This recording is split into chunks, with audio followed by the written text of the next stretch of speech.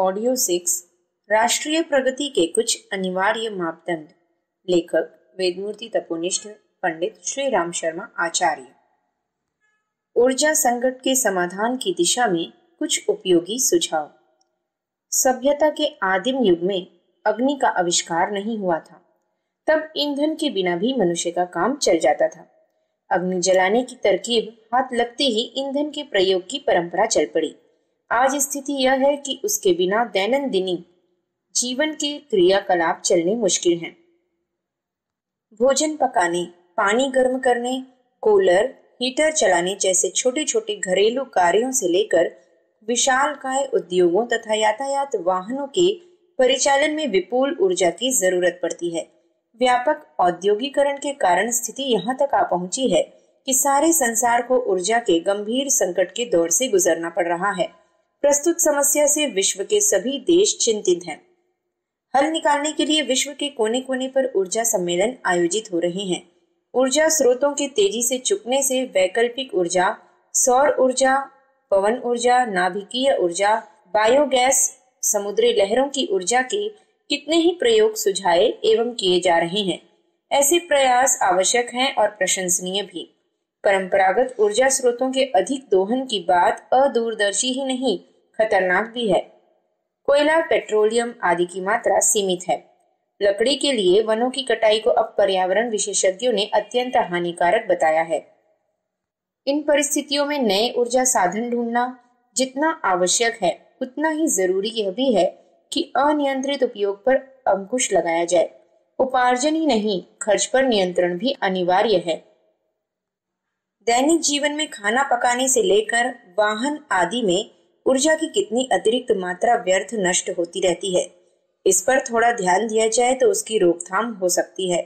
एक विश्लेषण के अनुसार भोजन पकाने में लकड़ी, कोयला, तेल, गैस आदि का जो परंपरागत तरीका है वह त्रुटिपूर्ण है।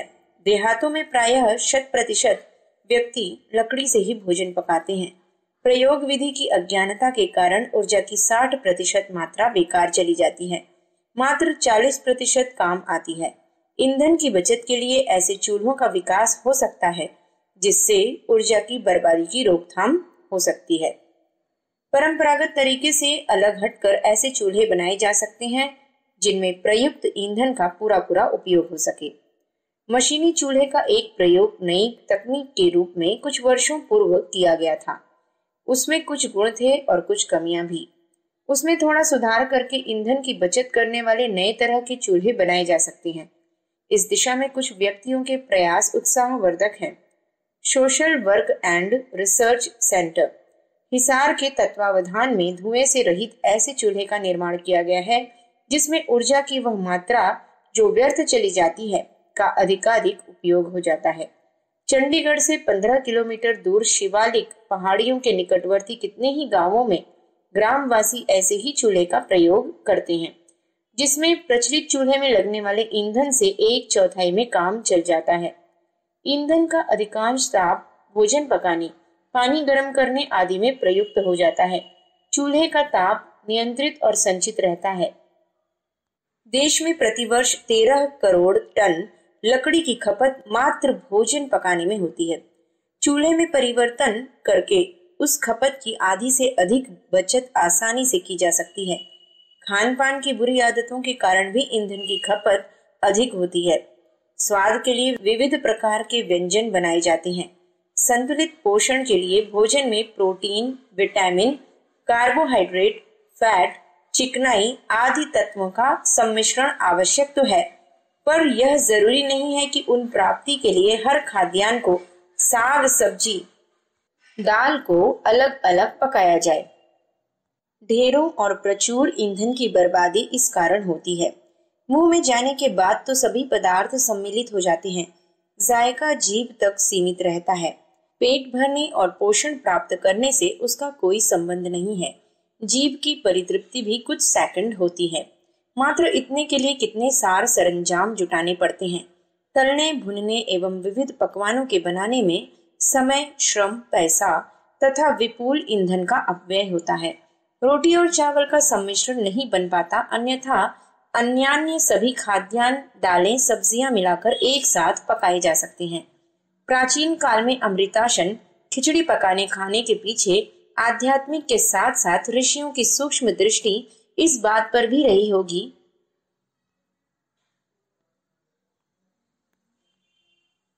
कि कम से कम खर्च में अधिक से अधिक पोषण प्राप्त किया जाए। ऊर्जा की बचत के लिए एक पद्धति यह भी काम में लाई जा सकती है। अभ्यस्त खान पान के विकृत ढर्रे के कारण स्वास्थ्य की बर्बादी करते समझदार और नासमझ दोनों स्तर के व्यक्ति देखे जाते हैं। कम से कम हर व्यक्ति को आर्थिक एवं स्वास्थ्य की दृष्टि से तो उस ढर्रे को बदलने के लिए अपने आप को तैयार करना चाहिए। कुकर पर पकाने से भी लगभग 50% ईंधन की बचत होती है। अमृतासन जैसे सम्मिश्रित पोषक आहार पकाने का क्रम यदि इस क्रम में और भी होने लगे तो बचत का प्रतिशत 75 तक पहुंच सकता है। अर्थात आज हर व्यक्ति भोजन पकाने में जितना ईंधन खर्च करता है उसके 1/4 में उसका दैनिक जीवन का काम चल सकता है। इस तरह एक वर्ष में भोजन पकाने में जितना ईंधन लगता है मात्र उतने से 4 गुने समय तक देश की पूरी जनसंख्या का काम चल सकता है। थोड़ी सावधानी, थोड़ा संयम और थोड़ी विधि व्यवस्था में हेर फेर से इतनी बड़ी बचत हो सकती है जिसकी प्रायः कल्पना भी नहीं की जाती।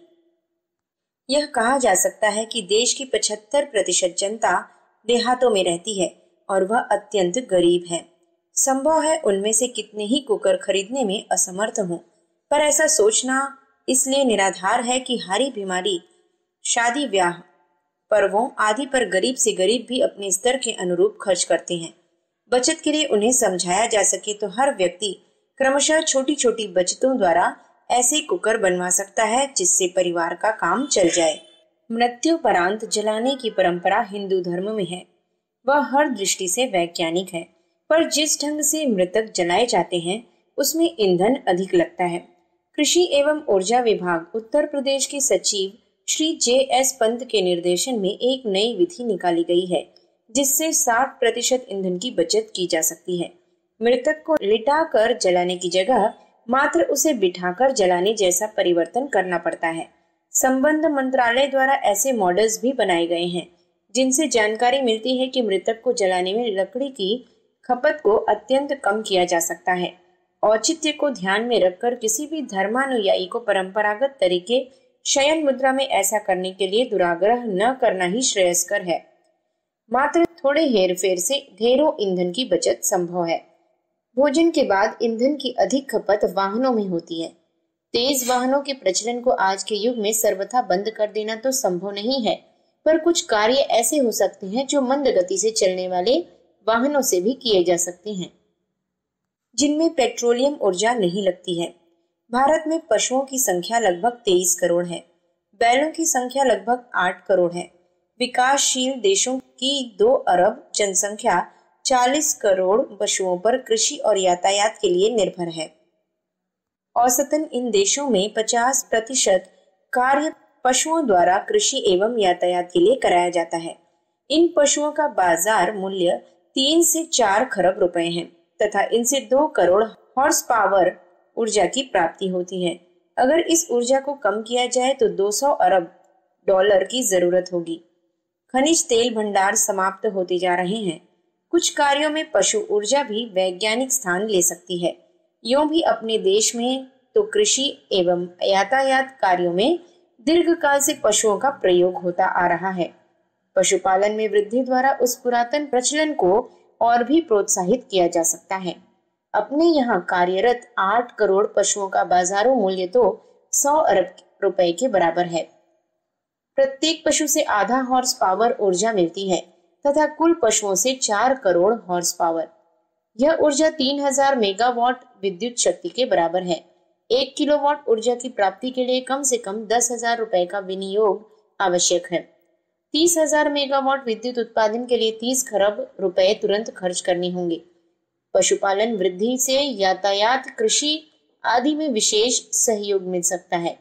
पशु 1 टन सामान को 10 से लेकर 40 किलोमीटर तक बैलगाड़ियों द्वारा आसानी से ले जा सकते हैं। थोड़ी दूरी के लिए ट्रक, रेल आदि का उपयोग खर्चीला है। National council of applied economics तथा Indian institute of management Bangalore द्वारा किए गए सर्वेक्षण के अनुसार वर्ष 1971 से पूरे देश में 1,21,00,000 पशु गाड़ियां उत्तरी भारत, उत्तर प्रदेश, बिहार, गुजरात, हरियाणा, पंजाब, राजस्थान तथा पश्चिमी बंगाल में तथा 87 लाख पशु गाड़ियां दक्षिणी भारत, आंध्र प्रदेश, कर्नाटक, मध्य प्रदेश, तमिलनाडु, महाराष्ट्र, उड़ीसा और केरल में थी। ग्रामीण यातायात में 70% भाग पशु गाड़ियों द्वारा संपन्न किया जाता है। कुल मिलाकर पूरे भारत में ये पशु गाड़ियां 165 करोड़ 1 लाख दिन कार्य करती हैं। देश में प्रचलित पशु गाड़ियों की स्थिति अत्यंत खराब है, विशेषकर बैलगाड़ियों की। मात्र 20% में रबड़ टायर तथा बॉल बियरिंग का प्रयोग होता है। प्रचलित पुराने मॉडल से पशुओं के ऊपर बोझ अत्यधिक पड़ता है, उनकी गति भी मंद रहती है। साथ ही ग्रामीण क्षेत्र की सड़कों की स्थिति भी दयनीय है, उसमें सुधार भी अत्यावश्यक है।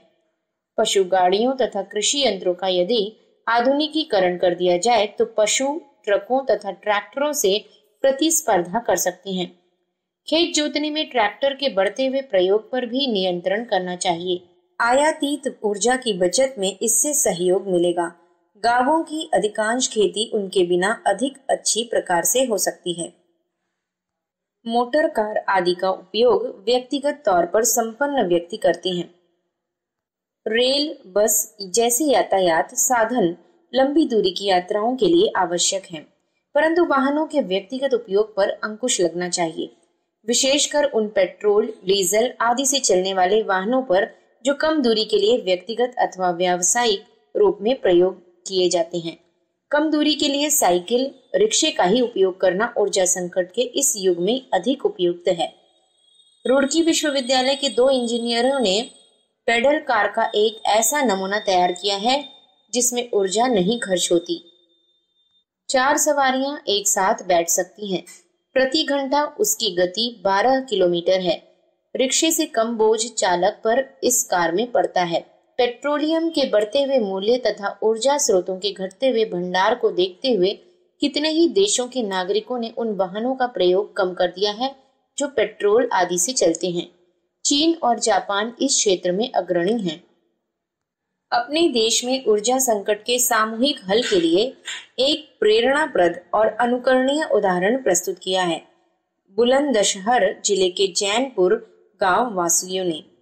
गांव वालों ने लकड़ी, तेल, कोयला, बिजली के संकट को देखते हुए पूरे गांव के स्तर पर विचार विमर्श किया और यह निर्णय लिया कि यदि गांव में पशुओं से होने वाले कुल गोबर की मात्रा का ही भली भांति उपयोग कर लिया जाए तो इतने मात्र से प्रत्येक घर की ऊर्जा आवश्यकता की आपूर्ति हो जाएगी। इस योजना को साकार रूप देने के लिए विशेषज्ञों और सरकारी तंत्रों से संपर्क साधा गया। उत्तर प्रदेश सरकार द्वारा इस कार्य के लिए पूरा सहयोग और प्रोत्साहन मिला। औद्योगिक मंत्रालय द्वारा की गई डिजाइन के अनुरूप हर घर के लिए एक अलग गोबर गैस प्लांट पर 800 रुपए का अनुदान मिला। इस दिशा में वैसे प्रयास तो शासकीय स्तर पर पूरे भारत में हुए हैं, परंतु इस प्रकार की मिसाल जिसमें सभी व्यक्तियों को सरकारी स्तर पर सबके लिए योगदान हो, कम ही देखने में आती है।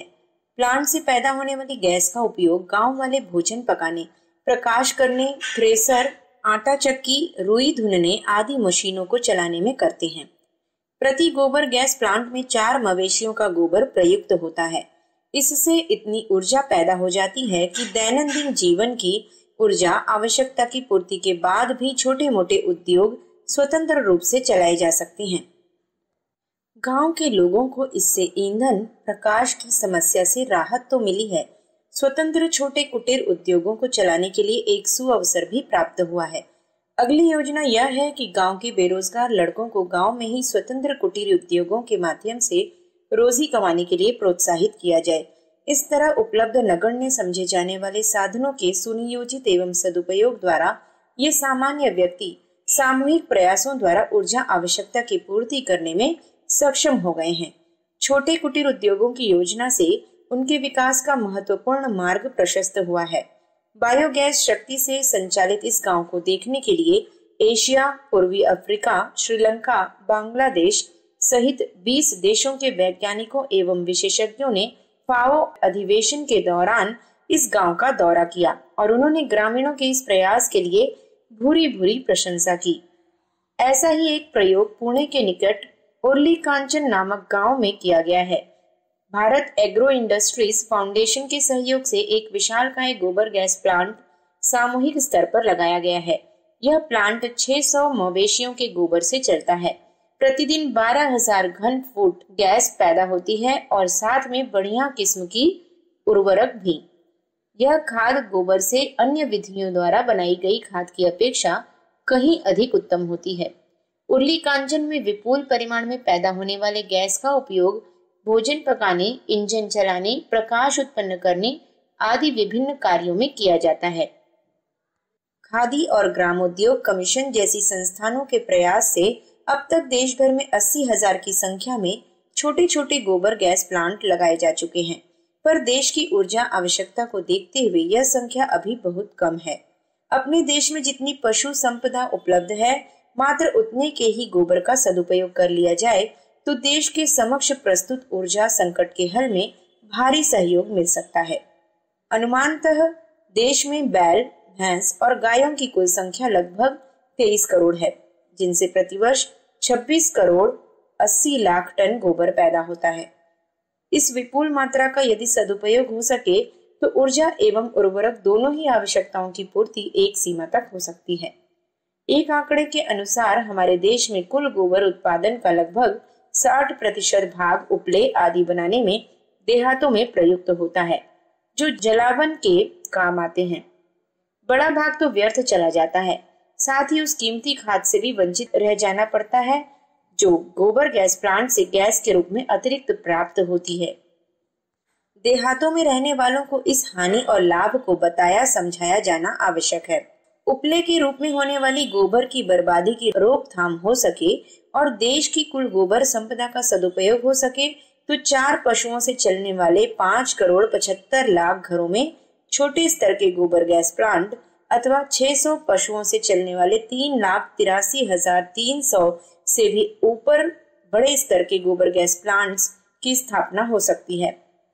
औसतन 8 व्यक्तियों का एक मध्यम परिवार माना जाए तो कुल 5 करोड़ 75,000 छोटे गोबर गैस प्लांटों से देश के 46 करोड़ नागरिकों की दैनंदिन जीवन की ऊर्जा आवश्यकता की पूर्ति होती रह सकती है।